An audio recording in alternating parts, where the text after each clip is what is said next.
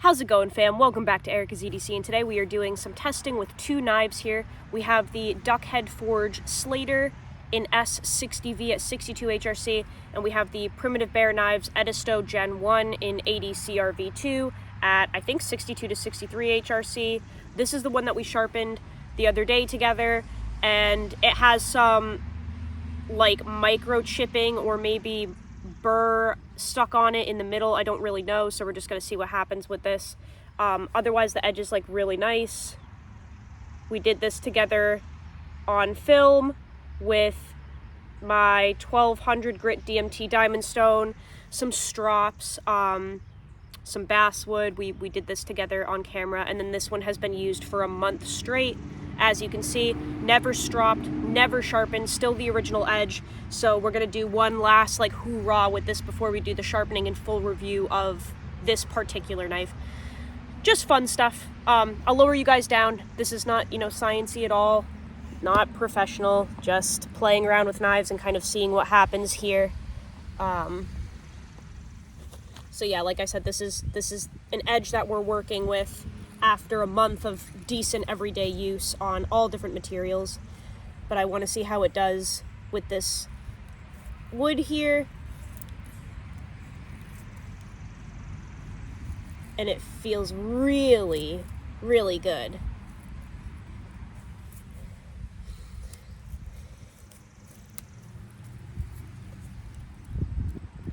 And this is kind of what I wanted this knife for. This is a design that I worked on with Dusty from Duckhead Forge. That's why it's called the Slater. That's my last name. We're making these in K390 as we speak. This one is an S60V because that's what he had on hand at the time that we kind of put it together. But I want this to be an outdoors knife for sure. A small EDC backpacking knife for your camp trips, for your hiking. And I want you to be able to do anything with it, kind of like the mink. It's very much the same mentality as we had with the Northern Knife Works mink, just an outdoors knife that you can do anything with on your trip. So as you can see, even after a month of consecutive use with this knife, you can tell it's all gross and gunky and stuff. Never stropped, never sharpened. Between the thickness of the blade stock, the grind, everything, it kind of just keeps going, to be honest. Those are some really nice little curls there. Very, very comfortable in hand. Really excited that we will be doing these in S60V, K390. This one is in S60V, but they're going to be in K390 moving forward, which is one of my favorite steels of all time. So I'm really excited about that. But it does incredibly well outdoors. And I mean, for this being the edge after a month of consecutive use, sorry, I'm just prying all these little curls off here. That's pretty impressive. And we've gone through a lot of different material during that testing. So those are some nice little curls there.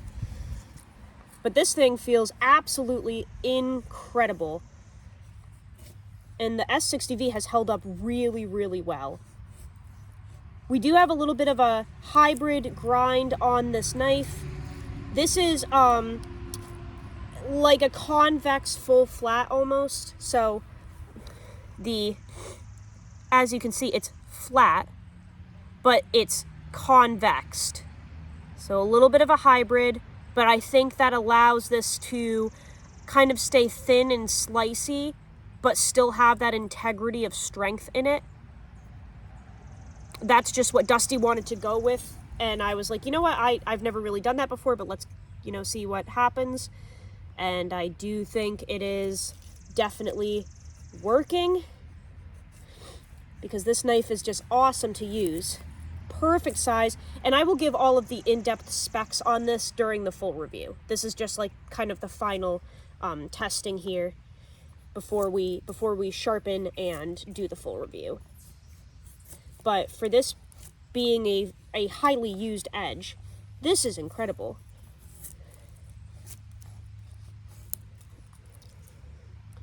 Really comfortable. Really, really comfortable to use. Pry these off, if we can. There we go. Really nice. That'll be great to start the bonfire this weekend.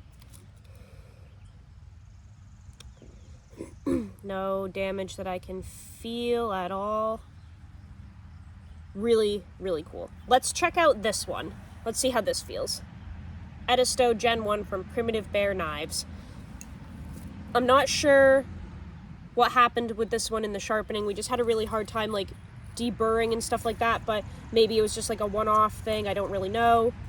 So I want to just see how it does otherwise. If I can peel some of this bark off here.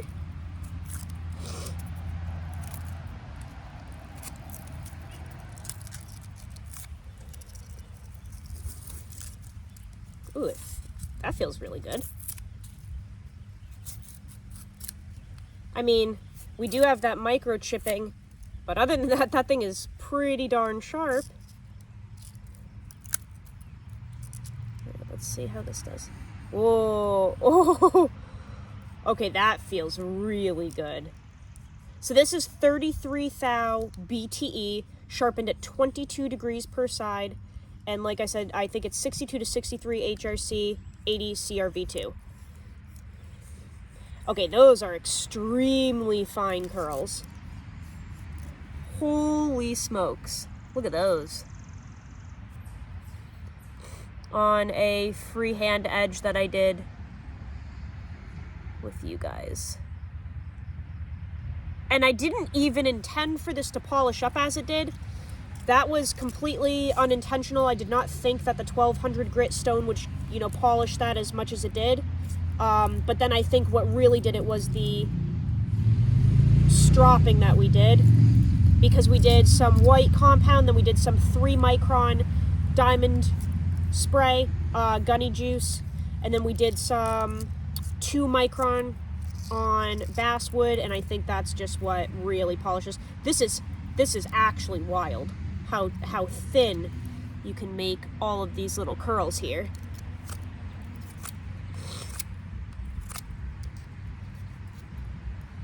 This is very cool. Really comfortable in hand.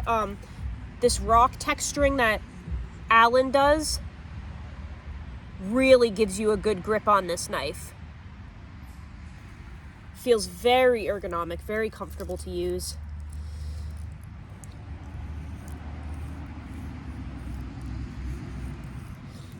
Really easy to feather stick with to make these curls. This is actually really fun. So I'm hoping that, you know, the sharpening was like a one-off experience. I'm hoping that this knife will be okay moving forward. I don't really know. Alan already is making me a new one because he was like, you know what, if it's faulty, I don't know what happened and it shouldn't be, but I'll make you a new one. And he instantly started, which was really kind of him, like very honorable, really stand-up guy. But this is really actually doing pretty well now. So I don't know what happened.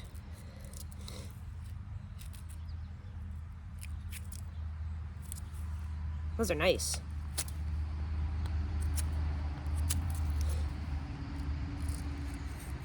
Yeah, that's very comfortable. And like I said, this is the Gen 1, so he redid the design a little bit, refined it, and the Gen 2 has a little more of a pointy tip, I think.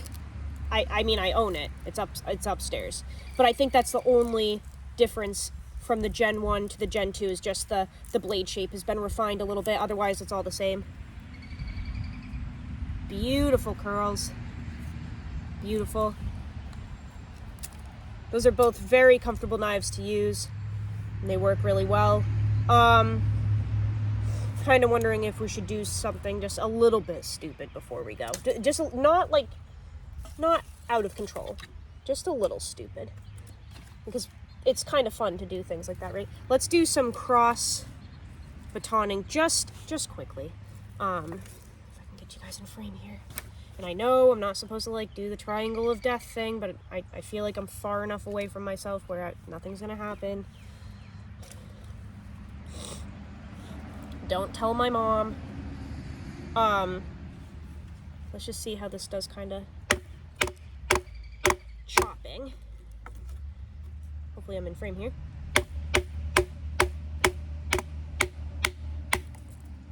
Ooh, clean cut. Crispy clean. Okay. Let's see if we have any rolling or anything. Any oh, whoa. Nothing. Okay, that's a little surprising because this is really hard old wood. It's like an old telephone pole or something with some like crusty, moldy wood. There is not a single nothing, I don't think. Nothing other than that one little issue that we had at the beginning, the one little microchip. Nothing. Very cool.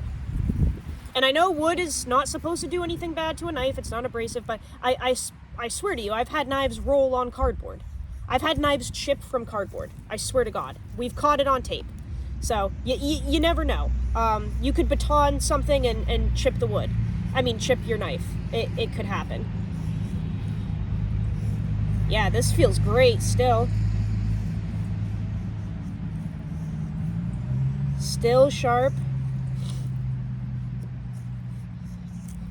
This particular twig just wants to it doesn't really want to curl or anything. It just wants to shave off. That's fine. That's impressive. Should we bead on the S60V and do the same? Oh, I'm kind of scared. This is a tapered tang too. Hopefully the camera catches that. This is a tapered tang on this S60V. Decently thin blade stuff. Okay, let's do it. You pulled my arm, you twisted my leg. I don't even know if that's a saying. I'm a little nervous about this. I feel like we're gonna get some edge damage, but we'll see. What are you gonna do, right? Let's do the same test with this, see what happens.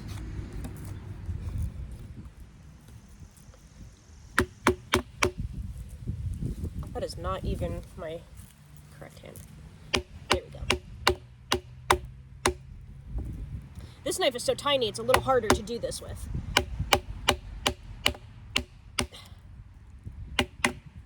Ow. There we go. Okay. Clean cut.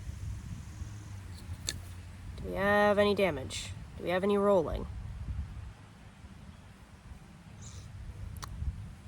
No. No shit. Nothing. Nothing. That's all just kind of like gunk from the wood. There is not a single roll, chip, nothing. Wow. Nice. That's pretty cool. That's a beefy little knife there. That's really cool. Yeah, there's no damage. So you can chop through limbs if you need to. Totally fine. That's sick. I wonder if we can... I want to do like some light batoning, but a lot of this wood is kind of shit for that. It's like a whole bunch of twigs here. Yeah, I don't think I have anything to baton. Let me pull you guys back up. Otherwise I would, which I know people are like, don't baton with your knives. Use the right tool for the job. Not here. Not in redneck land. That's cool though. I think that's really neat that we were able to cross baton chop through these limbs here. And nothing happened to either knife. Still very sharp. No damage. That's cool. And I'm just trying to kind of replicate things that you may do during your camping trip. Like, if we're being realistic, not everyone wants to carry an axe and a hatchet and a saw and a fixed blade and a Swiss Army knife and a folding knife and everything on their camping trip. Like, the reason that they make camp knives is because some people like a one and done knife that you can do everything with basically, and it shouldn't really fail. And you can kind of carry just the camp knife and not really anything else, like maybe a camp knife and a saw. Got ants all over me. That's the whole point of like camp and bushcraft knives, is like you're kind of using a jack of all trades, master of none type of mentality, and you should be able to do things with it other than like cut, I guess. So it's very cool that both of these can do your feather sticking and then chop some limbs and they don't get edge damage. That's very cool. Like I said, I'm really hoping that the little burr issue with this particular knife was like a one and done issue. I'm hoping I can kind of sharpen through it and it will get better as time goes on, because the rest of it sharpened up really, really nice. Like that's a very, very nice edge, clearly very sharp. So yeah, I think that's cool that you can do that with these knives. They're both pretty small. Obviously the Slater is significantly smaller than the Edisto, but very cool. I will do a sharpening on camera of this and then a full review on this knife, because we have the K391s coming out soon. Those will be available through Dusty's Facebook, Duckhead Forge. And then Alan always has knives available. PrimitiveBearKnives.com. Alan always has knives available. He's constantly adding to his shop. I will link both of them down below. I don't have Facebook, so I'll have to do Dusty's Instagram for this one, but I can do Primitive Bear Knives website for this. Alan works predominantly with Crewwear and ADCRV2. I think he may be doing a little bit of 3V as well. He's done Magna Cut, but yeah, there's just some like actual use testing for you guys. Hopefully you enjoyed that. I'm covered in ants now, but you know, I'm sick and I don't sound very good and I apologize for that, but I wanted to get some actual use on camera for you guys with these knives. So I hope that you go use your shit this weekend. Okay? Get them a little dirty, a little gunky. Go chop some shit. Learn how to sharpen your knives. Maybe try freehand. Okay? Beautiful freehand edge there that we did as a family. I will see you guys on the next video. I love you so much, fam. Take